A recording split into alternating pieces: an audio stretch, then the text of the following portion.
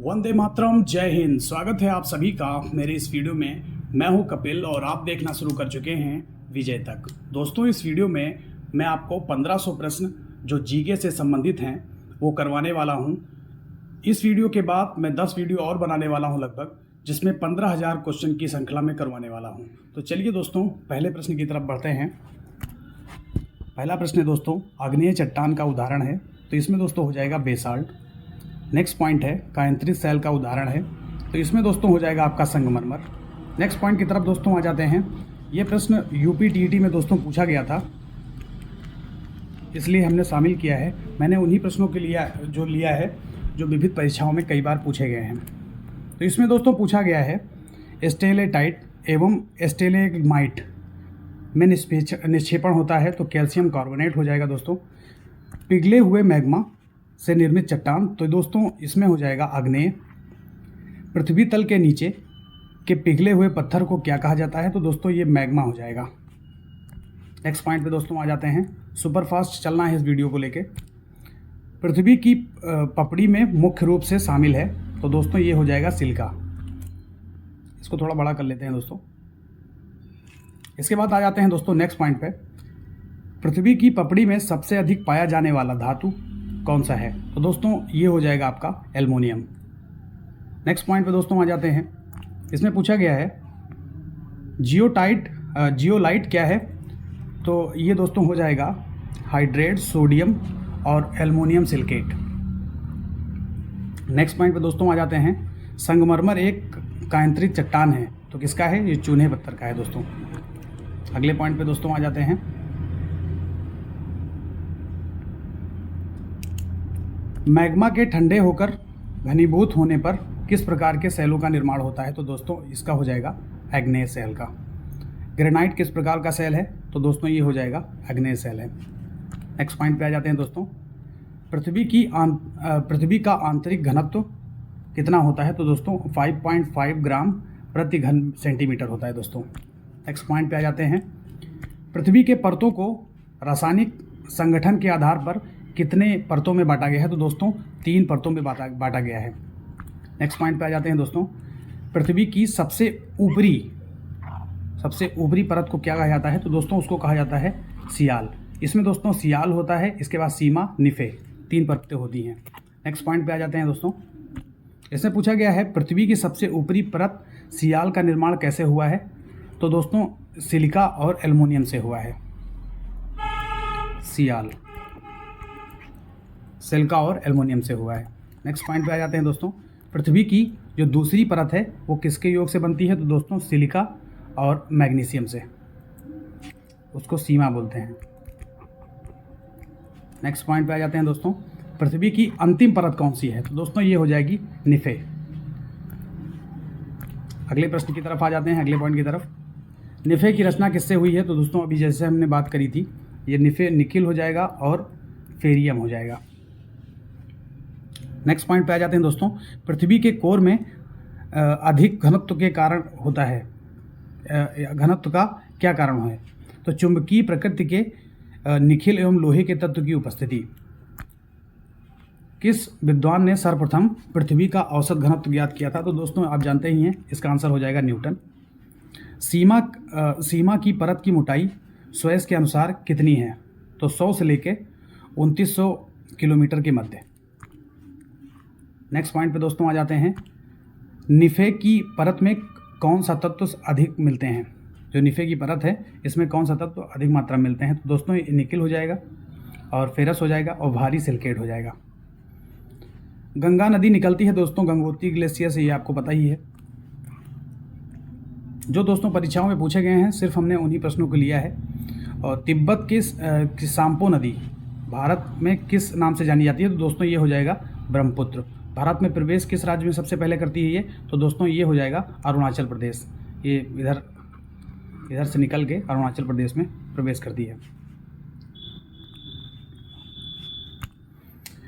कौन सी नदी बंगाल की खाड़ी में गिरती है, तो दोस्तों इसमें बहुत सारी नदियां हैं। ये गंगा हो गई, हुगली हो गई, पद्मा, यमुना दोस्तों गंगा में ही मिल जाती है प्रयागराज में। तो दोस्तों सब मिला के ये जितनी नदियाँ हैं, गोदावरी हो गई, दक्षिण भारत की गंगा हो गई, ब्राह्मणी हो गई और कृष्णा कावेरी, ये दोस्तों बंगाल की खाड़ी में गिरती हैं। नेक्स्ट पॉइंट पे आ जाते हैं दोस्तों। भारत में पूर्व से पश्चिम की ओर बहने वाली सबसे लंबी नदी, तो दोस्तों ये हो जाएगी आपकी नर्मदा नदी। भागीरथी नदी का उद्गम स्थल तो गंगोत्री ग्लेशियर में, अभी हमने बात करी थी। भागीरथी और अलकनंदा मिलके जहाँ पे संगम होता है इनका, तो उसको बोलते हैं देवप्रयाग। और जो भागीरथी नदी का उद्गम तो दोस्तों गंगोत्री ग्लेशियर से हुआ है। कहाँ पर भागीरथी अलकनंदा नदी मिलने से, तो अभी हमने बताया आपको देवप्रयाग। भारत की सबसे लंबी नदी का नाम बताइए, तो दोस्तों ये हो जाएगा आपका गंगा। कितनी लंबाई है, तो लगभग 25 है इसकी लंबाई। भारत में सबसे बड़ी प्रायद्वीपीय नदी, तो दोस्तों अभी हमने बात करी थी, ये हो जाएगी आपकी गोदावरी। त्र्यंबक की पहाड़ी से निकलती है दोस्तों गोदावरी। नेक्स्ट पॉइंट पे आ जाते हैं। भारत के दक्षिणी प्रायद्वीप में कौन सी नदी देश के दूसरे सबसे बड़ी नदी क्षेत्र का निर्माण करती है, तो दोस्तों इसका आंसर भी हो जाएगा गोदावरी। भाखड़ा नागल बांध, दोस्तों ये बहुत इंपॉर्टेंट है, ये बहुत बार परीक्षाओं में आया है। भाखड़ा नागल परियोजना कौन सी नदी पर है, तो दोस्तों ये सतलज नदी है। इसका उद्गम दोस्तों भारत में नहीं हुआ है, ये सिंधु नदी में मिल गई है सतलज नदी। ये भारत में नहीं मिली है, पाकिस्तान में बल्कि मिली है। नेक्स्ट पॉइंट पे आ जाते हैं दोस्तों। टिहरी बांध किस नदी पे बना हुआ है, तो दोस्तों टिहरी बांध बना है भागीरथी नदी पे। सिंधु की सबसे बड़ी सहायक नदी, तो अभी हमने बात करी थी, सतलज नदी जो है सबसे बड़ी सहायक नदी है। नाथपा झाकरी जल विद्युत संयंत्र का निर्माण किया गया है, ये किस नदी पे है, तो दोस्तों ये हो जाएगा आपका सतलज नदी पे। हिमालय में ब्रह्मपुत्र नदी उदाहरण है, तो पूर्ववर्ती अपवाह का। नेक्स्ट पॉइंट पे दोस्तों आ जाते हैं। बेतवा नदी मिलती है, तो दोस्तों बेतवा नदी मिलती है यमुना से। इसके बाद दोस्तों इसको थोड़ा बड़ा कर लेते हैं। गंगा नदी उदाहरण है, तो दोस्तों ये पूर्ववर्ती अपवाह का हो जाएगा। अपवाह का अपने मार्ग में परिवर्तन करने के लिए को विख्यात है, तो दोस्तों ये कोसी नदी हो जाएगी आपका। किस नदी के तट पर गोरखपुर स्थित है, गोरखपुर राप्ती नदी के तट पर स्थित है। और दोस्तों इसमें ये ट्रेन चलती है गोरखपुर से, राप्ती सागर एक्सप्रेस, उससे आप कोरिलेट करके याद कर सकते हैं। यमुना नदी का उद्गम स्थान, तो दोस्तों ये हो जाएगा बंदरपूछ। बांग्लादेश में पेशो उपरांत गंगा कहलाती है, तो दोस्तों पद्मा कहलाती है ये। और मैं आपको बता दूं, जो गंगा है और ब्रह्मपुत्र जो मिलती है, ये आपको कमेंट में बताना है कि ये स्थान क्या कहलाता है, वो आपको बताना है। गंगा नदी और ब्रह्मपुत्र जहाँ पे मिलते हैं उस स्थान को क्या कहते हैं। उसके बाद उस स्थान को नहीं, उसके बाद जो नदी होती है उसको क्या कहते हैं। तो इसके बाद दोस्तों आ जाते हैं नेक्स्ट पॉइंट पे। सुंदरवन डेल्टा का निर्माण करने वाली नदियाँ कौन सी हैं, तो गंगा ब्रह्मपुत्र। नेक्स्ट पॉइंट पे आ जाते हैं दोस्तों। मगर और घड़ियालों का संरक्षण किया जाता है चंबल और सोन नदी में। कौन सी नदी रिफ्ट घाटी से होकर बहती है, तो दोस्तों ये हो जाएगा नर्मदा। तावा किस नदी की सहायक नदी है, तो दोस्तों ये हो जाएगा नर्मदा नदी। कौन सी नदी डेल्टा नहीं बनाती है, तो दोस्तों डेल्टा आपका नहीं बनाती है नर्मदा और ताप्ती। दक्षिण दिशा में बहने वाली भारतीय नदी कौन सी है, तो दोस्तों ये हो जाएगा नर्मदा। कौन सी नदी ज्वार नदमुख बनाती है, तो दोस्तों ये हो जाएगा आपका ताप्ती और नर्मदा। किसे जैव मरुस्थल कहते हैं, तो दोस्तों दामोदर नदी को जैव मरुस्थल कहते हैं। नदियों में कौन सा सर्वाधिक प्रदूषित है, तो दोस्तों ये दामोदर नदी हो जाएगी। नर्मदा नदी का उद्गम स्थल तो अमरकंटक छत्तीसगढ़ में है दोस्तों। ये अमरकंटक जो है उसी स्थान से नर्मदा नदी का उद्गम हुआ था। सिंधु नदी कहाँ से निकलती है, तो दोस्तों तिब्बत के मानसरोवर झील के ग्लेशियर से सिंधु नदी निकलती है। सिंधु नदी की लंबाई कितनी है, तो दोस्तों 2882 किलोमीटर है, 2882 किलोमीटर। नेक्स्ट पॉइंट पे आ जाते हैं। चेनाब को हिमाचल प्रदेश में किस नाम से जाना जाता है, ये भी दोस्तों इंपॉर्टेंट क्वेश्चन है, तो चंद्रभागा। नेक्स्ट पॉइंट पे आ जाते हैं। रावी नदी का उद्गम स्थान कहाँ है, तो कांडला जिले रोहतांग दर्रे के पास। ब्यास नदी का उद्गम स्थान बताइए दोस्तों, तो ब्यास नदी का उद्गम स्थल दोस्तों हो जाएगा ब्यास कुंज में। नेक्स्ट पॉइंट पे आ जाते हैं दोस्तों। सतलज नदी कहाँ से निकलती है, तो दोस्तों सतलज नदी भी जो है मानसरोवर झील के समीप राग साताल, आपने सुना होगा, राग साताल की जगह से निकलती है। प्रसिद्ध भाखड़ा नागल बांध किस नदी पे बनाया गया है, दोस्तों भाखड़ा नागल बांध अभी हमने आपको बताया था, ये रिपीट हो गया क्वेश्चन सतलज नदी पे। झेलम नदी का उद्गम स्थल, तो दोस्तों झेलम नदी का उद्गम स्थल हो जाएगा शेषनाग झील, और ये पीर पंजाल श्रेणी में है। गंगा की दो शीर्ष धाराएं, तो दोस्तों भागीरथी और अलकनंदा। भागीरथी अलकनंदा जहाँ पे मिलती है उसको बोलते हैं देवप्रयाग, अभी हमने आपको बताया था ये। गंगा की सहायक नदी अलकनंदा का उद्गम स्थल कहाँ से है, कहाँ स्थित है, तो दोस्तों सतोपथ हिमानी का आपने नाम सुना होगा, वहीं से होता है। अलकनंदा की दो धाराएं कौन सी हैं, तो धौली गंगा दोस्तों हो जाएगा आपका, और विष्णु गंगा। दक्षिण से आकर सीधे गंगा में मिलने वाली कौन सी नदी है, तो टोंस हो जाएगा दोस्तों, एवं सोन हो जाएगा। गंगा नदी का संग्रहण क्षेत्र, तो दोस्तों ये हो जाएगा आपको 2,85,000 वर्ग किलोमीटर हो जाएगा। मैं इसी तरह याद करता हूँ, 285। गंगा नदी की सबसे बड़ी सहायक नदी कौन सी है, तो दोस्तों गंगा नदी की सबसे बड़ी सहायक नदी हो जाएगी यमुना। ये आप प्रयागराज में मिल जाती है गंगा से।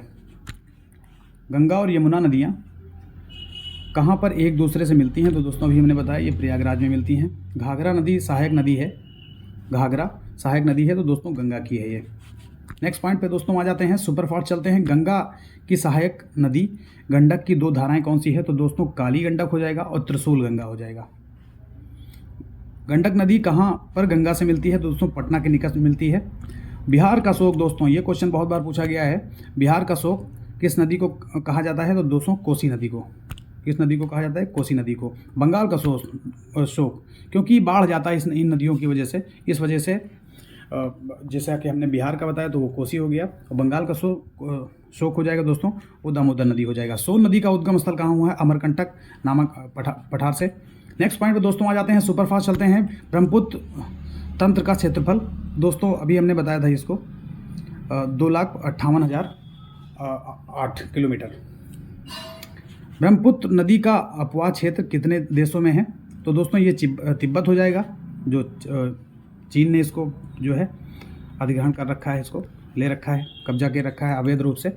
और जो है भारत और बांग्लादेश, चीन से ये तिब्बत से निकलती है, अरुणाचल प्रदेश में प्रवेश करती है, भारत में आ जाती है, इसके बाद बांग्लादेश में गिर जाती है, इसके बाद बंगाल खाड़ी में ये जो है गिर जाती है। इससे पहले ये गंगा नदी मिलती है इसमें। अरब सागर में गिरने वाली प्रायद्वीप भारत की सबसे बड़ी नदी कौन सी है, दोस्तों ये हो जाएगा आपका नर्मदा नदी। इसके बाद दोस्तों आ जाते हैं, धुआंधार जलप्रपात की रचना कौन सी नदी से करती है, दोस्तों ये हो जाएगा नर्मदा नदी। पूर्व से पश्चिम की ओर बहने वाली प्रायद्वीप नदियों में से कौन सी है, तो दोस्तों ये हो जाएगा आपका नर्मदा और ताप्ती। पूर्व से पश्चिम की ओर, दोस्तों ये क्वेश्चन बहुत बार पूछा गया है, ये आपको याद कर लेना है, वेरी इंपॉर्टेंट क्वेश्चन है दोस्तों। पूर्व से पश्चिम की ओर बहने वाली नदी प्रायद्वीपीय नदी, तो दोस्तों नर्मदा हो जाएगा और ताप्ती हो जाएगा। नेक्स्ट पॉइंट पे आ जाते हैं, साबरमती नदी का उद्गम स्थल कहाँ से हुआ था, तो दोस्तों मेवाड़ की पहाड़ियाँ, अरावली। साबरमती नदी जो है वो अरावली पहाड़ियों से हुआ है इसका उद्गम। सुवर्ण रेखा नदी कहाँ से निकलती है, तो दोस्तों रांची के दक्षिण से। गोदावरी नदी का उद्गम किस स्थान पे होता है, तो गोदावरी त्र्यंबक पहाड़ी से निकलता है दोस्तों, और नासिक महाराष्ट्र में है दोस्तों, महाराष्ट्र का एक जो है समझ लीजिए जिला है। किस नदी को दक्षिण भारत की गंगा कहा जाता है, दोस्तों ये हो जाएगा गोदावरी को। लंदन किस नदी के तट पे है, तो दोस्तों ये टेम्स नदी के किनारे है। आल्वे नदी के तट पर कौन सा नगर स्थित है, तो दोस्तों जर्मनी का हैम्बर्ग। नेक्स्ट पॉइंट पे आ जाते हैं दोस्तों, मिस्र का वरदान किसे कहा जाता है, तो नील नदी को दोस्तों कहा जाता है। नागार्जुन परियोजना, ये दोस्तों परियोजना कर लेते हैं इसको, किस नदी से संबंधित है, दोस्तों कृष्णा नदी से संबंधित है। नेक्स्ट पॉइंट पे आ जाते हैं, सुपरफास्ट चलते हैं दोस्तों। हीराकुंड नदी परियोजना किस नदी पर चलाई गई, तो दोस्तों ये हो जाएगा आपका महानदी। नेक्स्ट पॉइंट पे आ जाते हैं दोस्तों, माता टीला बांध किस जनपद में बनाया गया है, तो दोस्तों ये हो जाएगा आपका ललितपुर। गंगा तथा ब्रह्मपुत्र के डेल्टा के नाम बताइए, तो दोस्तों ये हो जाएगा आपका सुंदरवन। जड़ोल मिट्टी का निर्माण कैसे होता है, तो दोस्तों नदी द्वारा होता है। हिम नदी का कार्य क्षेत्र किन प्रदेशों में सीमित रहता है, ध्रुवीय प्रदेशों एवं हिमाच्छादित जो पर्वतीय क्षेत्र होते हैं। भारत में कौन सी दो नदियां भ्रंश घाटियों से होकर बहती हैं, दोस्तों अभी हमने बताया आपको नर्मदा और ताप्ती। किस स्थलाकृति का निर्माण हिमानी द्वारा हुआ है? तो दोस्तों यू आकार की जो घाटी होती है उसका जो है निर्माण हिमानी द्वारा हुआ है। भारत में हिमालय में की सबसे ऊंची चोटी, तो दोस्तों ये हो जाएगा आपका केटू। विश्व का सबसे ऊंचा पठार, तो तिब्बत का पठार हो जाएगा दोस्तों। नेक्स्ट पॉइंट पे आ जाते हैं दोस्तों, भारत के किस क्षेत्र में अधिकतम भूस्खलन की घटनाएं होती हैं? तो दोस्तों ये हिमालय क्षेत्र में सबसे ज़्यादा भूस्खलन की घटनाएं होती हैं। हिमालय पर्वत किस प्रकार के पर्वतों का उदाहरण है? तो दोस्तों परतदार पर्वत का उदाहरण है। माउंट आबू जो एक पर्वतीय स्थल है कौन सी पर्वत श्रृंखला में स्थित है? तो दोस्तों ये हो जाएगा अरावली। नेक्स्ट पॉइंट पे आ जाते हैं दोस्तों, नंदा देवी चोटी किस राज्य में है? तो दोस्तों ये हो जाएगा उत्तराखंड में। भारत के सबसे पुराने पहाड़ कौन से हैं? तो ये अरावली हो जाएगा दोस्तों। नाथुला दर्रा स्थित है, तो दोस्तों ये हो जाएगा आपका सिक्किम में। लेकिन्सबर्ग पर्वत किस देश में स्थित है? दोस्तों ये हो जाएगा आपका दक्षिण अफ्रीका। हिमालय पर्वत का निर्माण कैसे हुआ है? तो प्रायद्वीपीय प्लेटों के अपसरण द्वारा। हिमालय पर्वत की सबसे ऊंची चोटी, तो दोस्तों ये माउंट एवरेस्ट जो नेपाल में है। भारत का दूसरा सर्वोच्च पर्वत शिखर, तो दोस्तों ये कंचनजंगा। वह हिमालय कहाँ स्थित है? दोस्तों मध्य हिमालय श्रेणियों के दक्षिण में। नेक्स्ट पॉइंट पे आ जाते हैं दोस्तों, कुमायूं हिमालयों का सर्वोच्च शिखर कौन सा है? तो दोस्तों नंदा देवी है ये। प्रथम भारतीय नारी जो माउंट एवरेस्ट पे चढ़ने वाली सफलता पाई उसका नाम क्या है? बिच्छेंद्री पाल दोस्तों हो जाएगा। किस बार चढ़ी थी? तो 1984 में। नेक्स्ट पॉइंट पे आ जाते हैं दोस्तों, माउंट एवरेस्ट पे चढ़ने वाली द्वितीय भारतीय महिला, तो दोस्तों पर्वतारोही संतोष यादव। नंदा देवी चोटी किस हिमालय का भाग है? तो दोस्तों गढ़वाल कुमायूं हिमालय का भाग है। सेवराय पहाड़ियाँ कहाँ स्थित हैं? तो दोस्तों सेवराय पहाड़ियाँ हो जाएंगी आपकी तमिलनाडु के सलेम कस्बे के पास। हिमालय की सबसे दक्षिणी श्रेणी कौन सी है? दोस्तों शिवालिक श्रेणी है ये नवीन भी कह सकते हैं इनको। किन्हीं दो सुसुप्त ज्वालामुखी के नाम बताइए। तो इटली की जो दोस्तों है, इटली की विसुवियस है तथा जापान की फ्यूजियामा है। उन महाद्वीपों के नाम बताइए जो एक दूसरे का दर्पण प्रतिबिंब बनाते हैं। दोस्तों ये हो जाएगा आपका अफ्रीका और दक्षिण अमेरिका। ये लगभग दोस्तों एक ही जैसे हैं। मैक्सिको देश स्थित है, दोस्तों ये इसका आंसर हो जाएगा उत्तरी अमेरिका महाद्वीप में। कौन सा दक्षिण एशिया का सर्वाधिक नगरीकृत देश? तो ये दोस्तों आपका हो जाएगा पाकिस्तान। आज संसार में सर्वाधिक नगरीकृत देश, तो दोस्तों पूरे वर्ल्ड में ये हो जाएगा आपका सिंगापुर। जनसंख्या के आधार पे विश्व का सबसे बड़ा इस्लामिक देश, तो ये दोस्तों हो जाएगा इंडोनेशिया। दक्षिण अमेरिका का सबसे घना जो देश है ये हो जाएगा इक्वाडोर। भारतवर्ष आकार में विश्व का 7वां देश है दोस्तों। नेक्स्ट पॉइंट पे आ जाते हैं, कांगो स्थित है, तो दोस्तों कांगो हो जाएगा, कांगो नदी है ये, स्थित है अफ्रीका में। दक्षिण अमेरिका के में मध्य अक्षांशीय घास के मैदान के नाम बताइए। दोस्तों ये हो जाएगा पंपास। भूमध्य रेखा, कर्क रेखा और मकर रेखा किन महाद्वीप से होकर गुजरती है? मतलब ये तीनों रेखाएं कौन सा ऐसा महाद्वीप है और जिससे ये तीनों रेखाएं निकलती हैं? तो दोस्तों अफ्रीका हो जाएगा। ये तीनों रेखाएं अफ्रीका महाद्वीप से निकलती हैं। नेक्स्ट पॉइंट पे आ जाते हैं दोस्तों, क्षेत्रफल की दृष्टि से सबसे बड़ा महाद्वीप, तो ये दोस्तों हो जाएगा आपका एशिया महाद्वीप। सबसे छोटा महाद्वीप, तो ये दोस्तों हो जाएगा ऑस्ट्रेलिया। जलवायु के आधार पर, एक मिनट इसको छोटा कर लेते हैं। जलवायु के आधार पर दोस्तों एशिया को कितने भागों में विभक्त किया गया है? तो दोस्तों जलवायु के आधार पर 3 भागों में विभक्त किया गया है। अफ्रीका महाद्वीप की विश्व प्रसिद्ध कौन सी नदी है? तो दोस्तों नील नदी है। उत्तरी अमेरिका की खोज का श्रेय किसको जाता है? तो कोलंबस को दोस्तों जाता है। नेक्स्ट पॉइंट पे आ जाते हैं, उत्तरी अमेरिका में उपग्रह प्रक्षेपण केंद्र कहाँ स्थित है? तो दोस्तों ये केप केनेडी हो जाएगा, केप केनेडी हो जाएगा। चीनी का कटोरा, तो दोस्तों ये हो जाएगा आपका क्यूबा। दक्षिण अमेरिका की सबसे बड़ी पर्वतमाला, तो दोस्तों ये हो जाएगा एंडीज। विश्व की दूसरे सबसे बड़ी नदी, तो दोस्तों पहली कौन हो जाएगी? तो ये दोस्तों हो जाएगी नील। तो इसमें पूछा गया है विश्व की दूसरी सबसे बड़ी नदी, तो दोस्तों अमेजन हो जाएगी। अमेरिका महाद्वीप को किस नाम से जाना जाता है? तो ओशेनिया महाद्वीप से। नेक्स्ट पॉइंट पर जाते हैं, इटली की गंगा किसे कहते हैं? तो दोस्तों पो नदी को इटली की गंगा कहते हैं। ऑस्ट्रेलिया महाद्वीप की खोज का श्रेय किसको जाता है? तो कैप्टन जेम्स कुक और तस्मान को। नेक्स्ट पॉइंट पर जाते हैं दोस्तों, महाद्वीपीय निगमन तट की औसत ऊंचाई और गहराई बताइए। तो दोस्तों इसकी हो जाएगी औसत ऊंचाई 70 किलोमीटर और गहराई 100 फैदम तक। नेक्स्ट पॉइंट पे आ जाते हैं। आसवान बांध स्थित है। तो दोस्तों आसवान बांध आपका हो जाएगा अफ्रीका की नील नदी पे। कौन सा सागर यूरोप को अफ्रीका से अलग करता है? तो दोस्तों भूमध्य सागर जो है ये यूरोप और अफ्रीका को अलग करता है। नेक्स्ट पॉइंट पे दोस्तों आ जाते हैं। महासागरों में कौन सा लवण सर्वाधिक मात्रा में पाया जाता है? महासागरों में कौन सा लवण जो है सर्वाधिक मात्रा में पाया जाता है? तो दोस्तों सोडियम क्लोराइड। 71% पृथ्वी का तल ढका हुआ है, तो किससे दोस्तों? तो ये जल से ढका हुआ। तो नेक्स्ट पॉइंट पर दोस्तों आ जाते हैं। इसमें पूछा गया है महासागर पृथ्वी पृष्ठ के अधिकांश जगह आवृत किया है, जो है लगभग तो 3/4 है।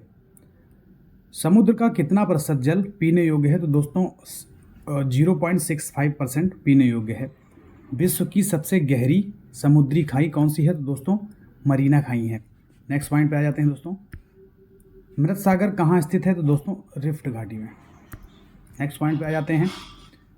विश्व में सबसे अधिक लवणीय सागर और झील ये कौन सी है? तो दोस्तों लेक वान झील।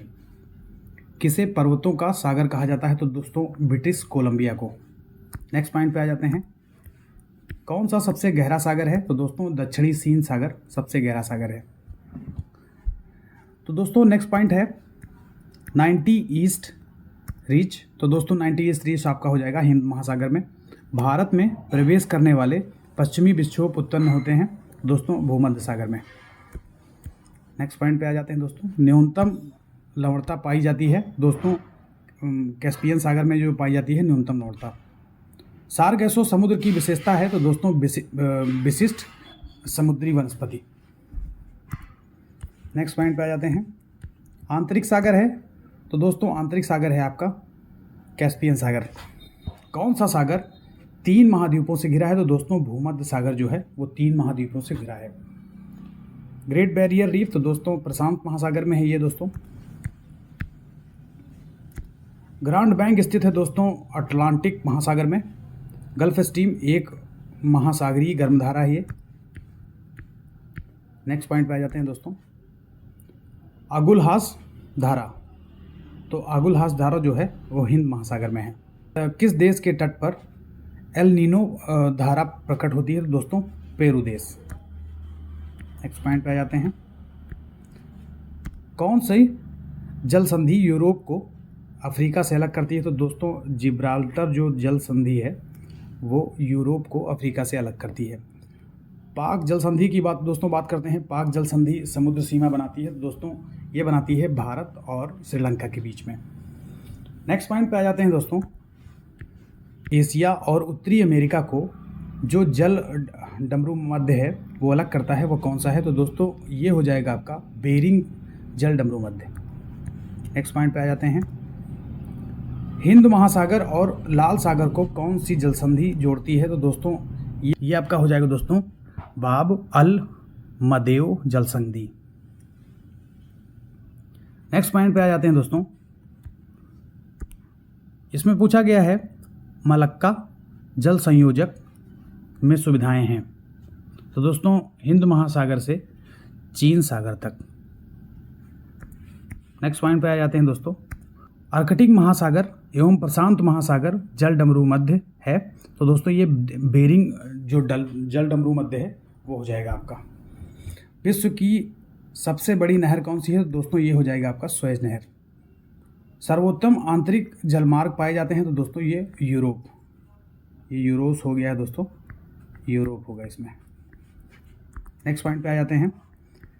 विश्व की सबसे गहरी समुद्री गर्त, तो दोस्तों ये आपका चैलेंजर हो जाएगा। नेक्स्ट पॉइंट पे आ जाते हैं। संयुक्त राज्य अमेरिका की डेथ वैली अवस्थित है दोस्तों कैलिफोर्निया राज्य में। हिंद महासागर की सबसे गहरी गर्त कौन सी है? गहरी खाई कौन सी है? तो ये आपकी हो जाएगी जावा खाई। उत्तरी अमेरिका के तट से होकर प्रवाहित होने वाली गर्म जलधारा का नाम, तो दोस्तों ये हो जाएगा आपका गल्फ स्ट्रीम। नेक्स्ट पॉइंट पे आ जाते हैं दोस्तों। विश्व का सबसे बड़ा महासागर दोस्तों ये हो जाएगा आपका प्रशांत महासागर। सागरीय जल लवणता में किसका अधिकतम योगदान है? तो सोडियम क्लोराइड। ये रिपीट हो गया है शायद। लवणता की सर्वाधिक मात्रा किस में पाई जाती है दोस्तों? टर्की की वॉन झील में। विश्व की सबसे लवणीय सागर झील कौन सी है? तो दोस्तों ये हो जाएगा आपका ग्रेट साल्ट लेक। कितना परसेंट? तो 220%। नेक्स्ट पॉइंट पे आ जाते हैं। विश्व में समुद्री जीवों की पहली जनगणना तो दोस्तों ये हुई थी आपकी अक्टूबर 2010 में। इसमें दोस्तों समुद्री जीवों की जनगणना सर्वप्रथम कब प्रारंभ हुई थी इसकी बात की गई है। तो ये दोस्तों आपका हो जाएगा वर्ष 2008। अंतिम आंकड़े वो जो प्राप्त हुए थे वो 2010 में। समुद्री लहरों द्वारा निर्मित किन्हीं दो स्थलाकृतियों के नाम? तो दोस्तों ये हो जाएगा पुलीन और लैगून। नेक्स्ट पॉइंट पे आ जाते हैं दोस्तों। स्वेज नहर किन सागरों को जोड़ती है? तो लाल सागर और भूमध्य सागर। नेक्स्ट पॉइंट है दोस्तों महासागरीय जल की गतियों के नाम बताइए। महासागरीय जल की गतियों के नाम? तो दोस्तों ये इसमें हो जाएगा लहर और धाराएं और ज्वार भाटा। नेक्स्ट पॉइंट पे आ जाते हैं। कौन सी रेखा भारत के लगभग आधे हिस्से से होकर गुजरती है? तो दोस्तों ये हो जाएगा आपका कर्क रेखा। नेक्स्ट पॉइंट पे आ जाते हैं।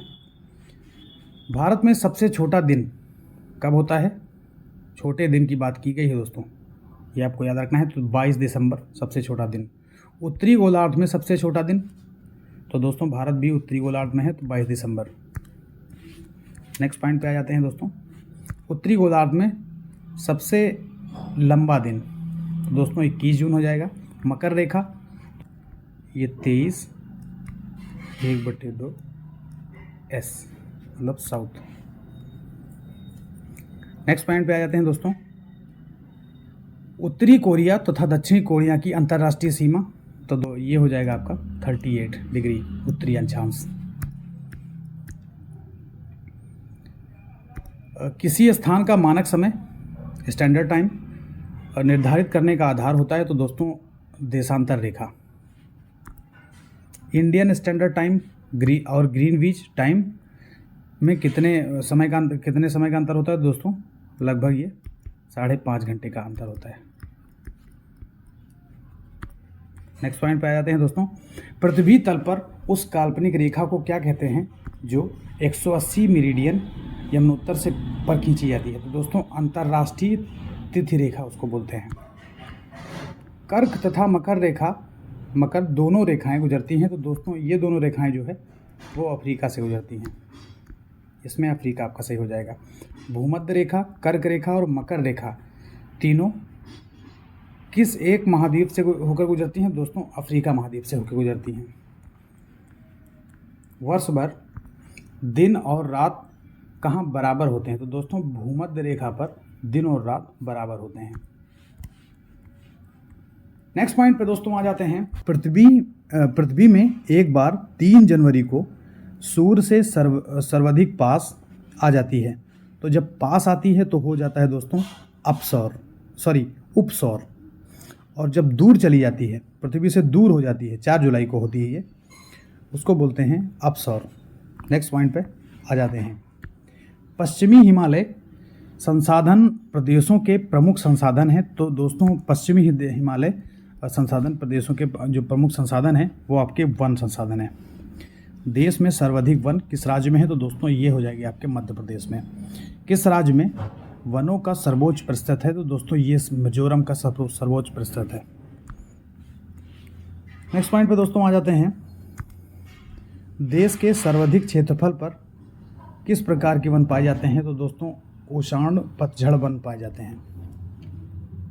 नेक्स्ट पॉइंट पे आ जाते हैं। दलदली एवं ज्वार भाटा क्षेत्रों में पाए जाने वाले वन को क्या कहा जाता है? तो दोस्तों उसको बोला जाता है मैंग्रोव वन। नेक्स्ट पॉइंट पे दोस्तों आ जाते हैं। भारत में मैंग्रोव वनस्पति का सर्वाधिक विस्तार किस राज्य में है? तो दोस्तों वो हो जाएगा आपका पश्चिम बंगाल में। नेक्स्ट पॉइंट पे दोस्तों आ जाते हैं। भारत में चंदन की लकड़ी के वन कहाँ पाए जाते हैं? तो दोस्तों नीलगिरी पहाड़ियाँ। आप जानते हैं ये साउथ की बात की गई है, दक्षिण भारत की। साइलेंट वैली के चर्चित होने का कारण तो दोस्तों ये हो जाएगा आपका जैव विविधता एवं सदाबहार वन का संरक्षण। फूलों की घाटी, ये दोस्तों बहुत इंपॉर्टेंट है, उत्तराखंड हो जाएगा आप इसमें। शांत घाटी अवस्थित है तो दोस्तों शांत घाटी आपकी हो जाएगी केरल में। उष्णकटिबंधीय आर्द्र सदाबहार वन पाए जाते हैं तो प्रायद्वीपीय पठार पर। गंगा ब्रह्मपुत्र के डेल्टाई क्षेत्र में किस वृक्ष की अधिकता के कारण इसे सुंदरवन कहा जाता है? तो दोस्तों सुंदरी वृक्ष वहाँ पे पाए जाते हैं, इस वजह से सुंदरवन उसको बोला जाता है। भारत में चंदन की लकड़ी के लिए प्रसिद्ध राज्य कौन सा है? तो अभी हमने बताई नीलगिरी पहाड़ियों में होता है ये पहली बात तो, और दूसरा ये राज्य हो जाएगा इसमें कर्नाटक। नेक्स्ट पॉइंट पे दोस्तों आ जाते हैं, भारत में प्रमुख वनस्पति कौन सी है? तो पतझड़ वन। कौन सा राज्य तेंदू पत्ते का जो उत्पादक है? तो दोस्तों ये हो जाएगा आपका मध्य प्रदेश। जो वन चक्रवाते के अवरोधकों का कार्य करते हैं वो कौन है? तो वो हो जाए मैंग्रोव वन। तेंदू की बात की थी अभी हमने, जो मध्य प्रदेश में होता है तेंदू के पत्ते। तेंदू पत्ते का प्रयोग होता है तो दोस्तों बीड़ी उद्योग में होता है। बीड़ी की जो ऊपर वाली लेयर होती है वो तेंदू के पत्ते से बनती है। पृथ्वी पर किसी भी स्थान पर चुंबक रखने पर उसकी सुई तथा पृथ्वी के धरातल के मध्य बनने का कोण कहलाता है तो दोस्तों चुंबकीय नति। समान चुंबकीय गति वाले स्थानों को मिलाने वाली रेखा कहलाती है तो दोस्तों वो कहलाती है आइसोगोनिक रेखा कहलाती है। नेक्स्ट पॉइंट पे आ जाते हैं दोस्तों, भारत किस गोलार्ध में स्थित है? दोस्तों ये हो जाएगा आपका उत्तरी पूर्वी गोलार्ध में। ब्लैक होल की बात कर लेते हैं दोस्तों। ब्लैक होल की जानकारी सर्वप्रथम दी थी तो दोस्तों एस चंद्रशेखर ने दी थी।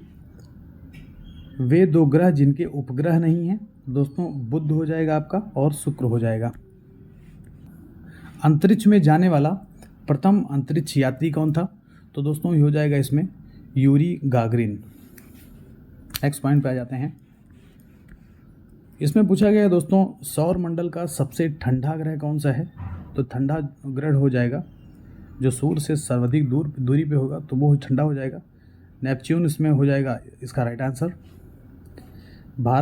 सूर्य के न्यूक्लियर ईंधन होता है तो दोस्तों हाइड्रोजन होता है। ध्रुव तारा कहा जाता है तो दोस्तों उत्तरी तारे को। पृथ्वी की जुड़वा बहन कहे जाने वाले ग्रह का नाम तो हो जाएगा इसमें शुक्र। टाइटन किस ग्रह का प्राकृतिक उपग्रह है? तो दोस्तों ये हो जाएगा आपका शनि। सूर्य से सबसे निकटतम ग्रह कौन सा है? तो इसमें दोस्तों हो जाएगा बुध। दक्षिणी गोलार्ध का सबसे लंबा दिन किस दिन होता है?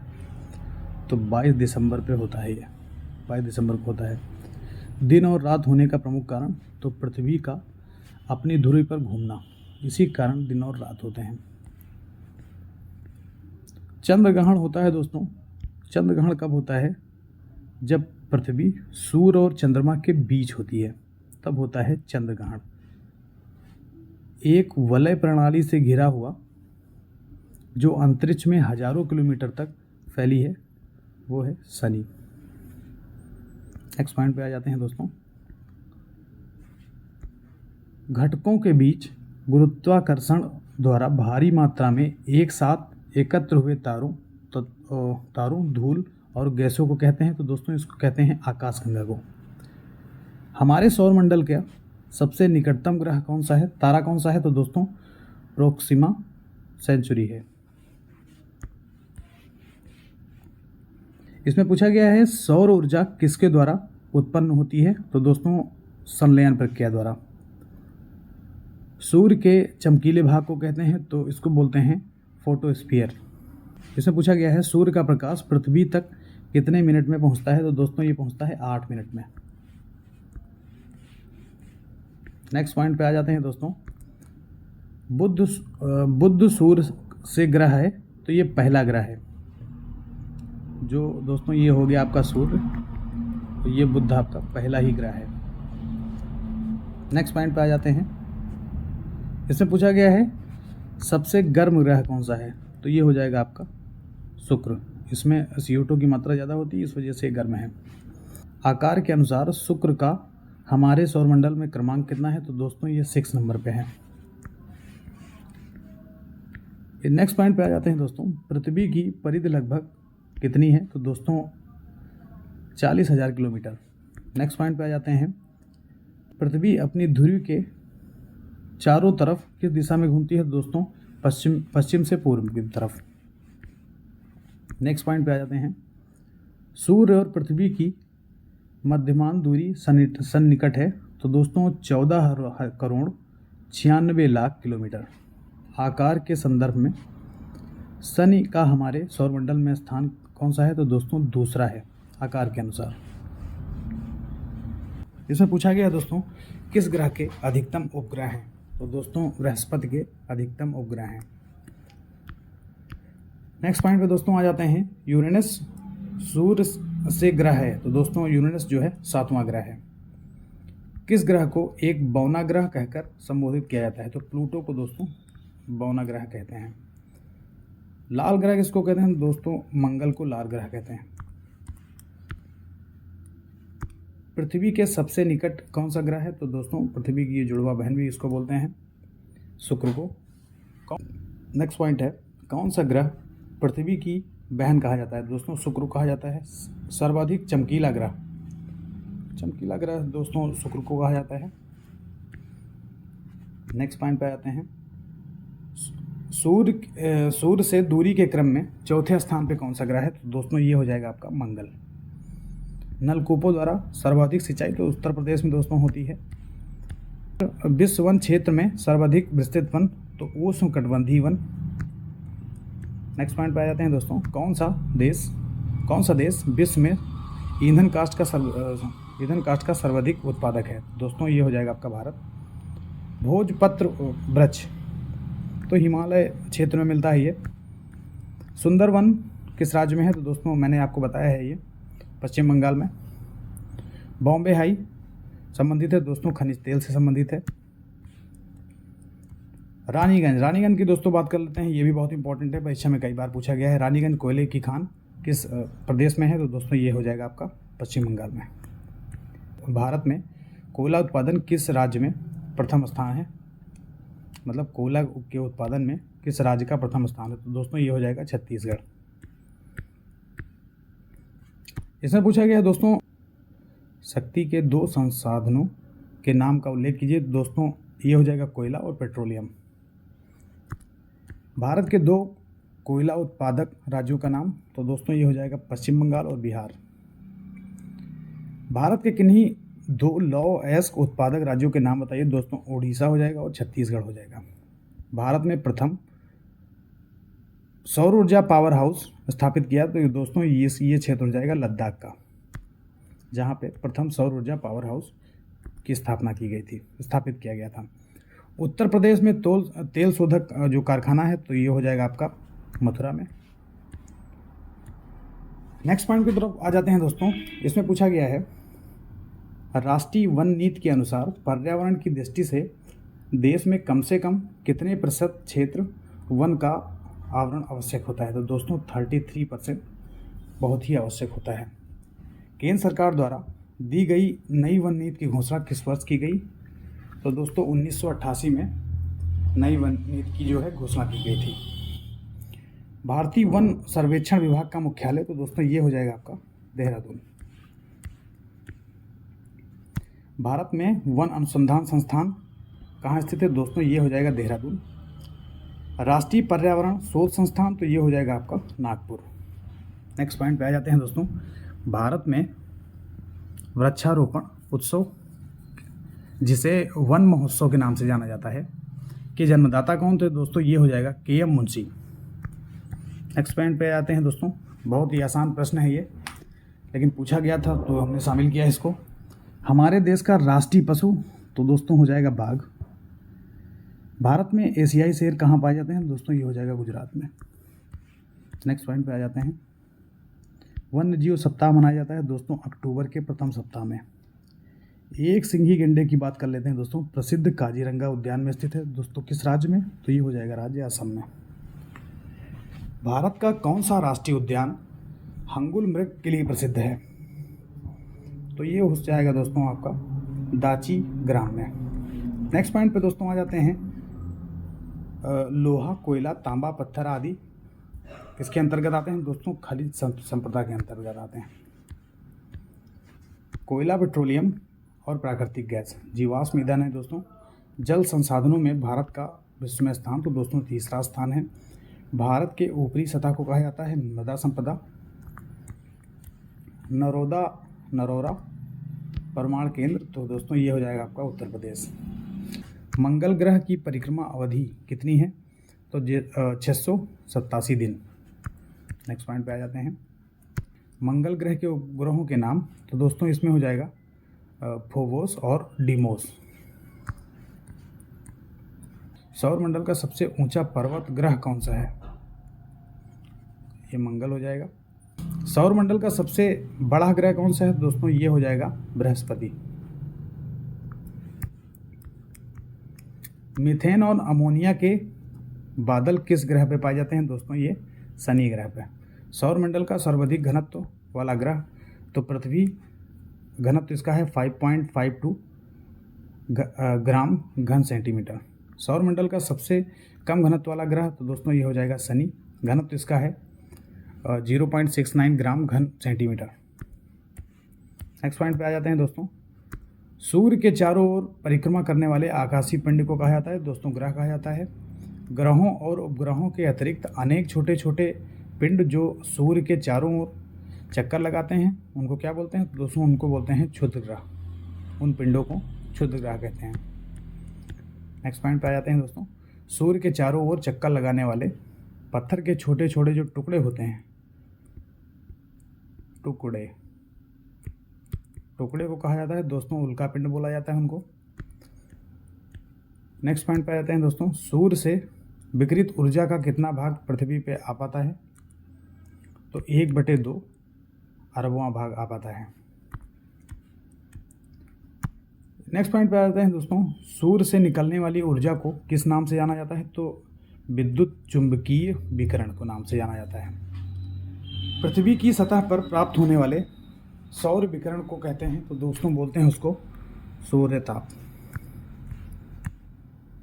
नेक्स्ट पॉइंट पे आ जाते हैं दोस्तों सूर्य के प्रकाश को पृथ्वी तक पहुंचने में कितना समय लगता है? तो दोस्तों 8 मिनट 22 सेकंड लगता है सूर्य के प्रकाश को पृथ्वी तक पहुंचने में। नेक्स्ट पॉइंट पे आ जाते हैं दोस्तों पृथ्वी द्वारा दीर्घ तरंगों के रूप में विकसित एवं ऊर्जा को कहते हैं तो दोस्तों पार्थिव विकिरण कहते हैं उसको। नेक्स्ट पॉइंट पे आ जाते हैं दोस्तों इसमें पूछा गया है तिथियों पर सूर्य की किरणें मध्याह्न के समय विषुवत रेखा पर लंबवत चमकती हैं दोस्तों। 21 मार्च हो जाएगा और 23 सितंबर हो जाएगा। तो दोस्तों आशा करता हूँ आपको मेरा वीडियो अच्छा लगा होगा।